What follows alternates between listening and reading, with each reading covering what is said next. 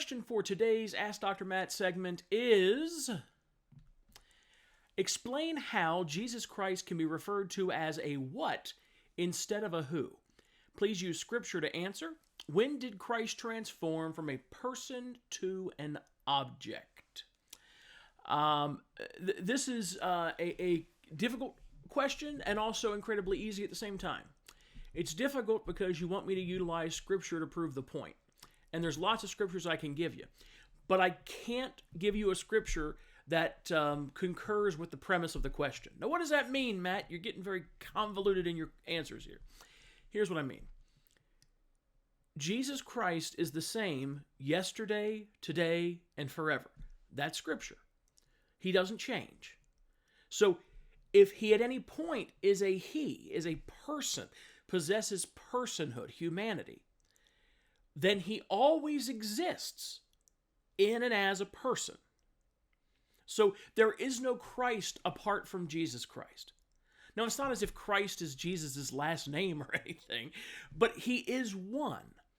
So there's lots of stuff going out there in the more wayward, confusing wings of Christian social media that tries to take the idea of Christ and separate it from Jesus. That is not possible. Jesus is the Christ. Not a Christ, he is the Christ. And so as far as a scripture to give you some direction on this, if we look at Galatians 2:20, which we all know, we've heard this one a ton of times, but I want to look at it through a different lens here. This is Paul speaking, Paul the Apostle. I have been crucified with Christ. Now that simple connotation, we don't know if the term is a person or a thing. So I get what you're saying at this point, but stay with me. I've been crucified with Christ. It's no longer I who live, but Christ who lives in me. Does an object have life? Something to think about. Or does that require it to be a living personage, a living thing as opposed to an object? And the life I now live in the flesh, I live by faith in the Son of God, who loved me and gave himself for me. So, the Son of God is who loved him and gave himself for him. And he's crucified with Christ. So, that Son of God is Christ.